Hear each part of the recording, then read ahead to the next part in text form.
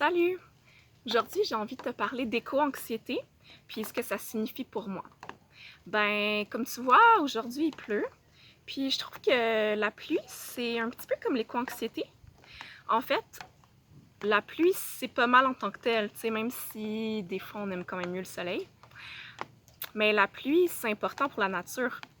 Puis moi, je pense que l'éco-anxiété, ben, c'est important pour nous. Parce qu'en fait, il faut pas être fâché contre l'éco-anxiété. L'éco-anxiété, c'est juste un message. C'est un message. Qu'est-ce qui veut dire ce message-là, dans le fond?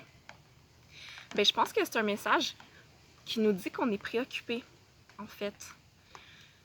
Puis il y a des jours où on est préoccupé, puis il y a des jours où il pleut, puis on a juste envie de se mettre en petite boule, en dessous de la couette. Puis c'est bien correct comme ça. Mais il y a des jours où on a quand même envie de sortir dehors. Puis là, ben, à ce moment-là, il faut trouver un parapluie. C'est pareil comme l'éco-anxiété. Des fois, c'est correct de juste se rouler en boule dans notre couette. Mais des fois, ben, on veut agir quand même, puis ça nous prend un parapluie.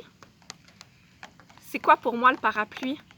Ben, c'est les actions. C'est ce qu'on va faire pour agir contre l'éco-anxiété. Mon parapluie, moi, par exemple, ben, le jaune, ça pourrait être parler avec des amis. Ça fait du bien parler avec des amis quand on est éco-anxieux. Le rose, ça pourrait être agir. Ça pourrait être s'engager, par exemple. Ça pourrait faire des manifestations pacifiques.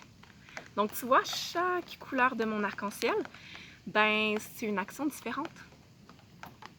Une action différente pour lutter contre l'éco-anxiété. Comme le parapluie. Ça nous permet de nous protéger de la pluie. Ben, moi, mes actions, ils permettent de me protéger contre l'éco-anxiété. Elle est utile, elle est importante.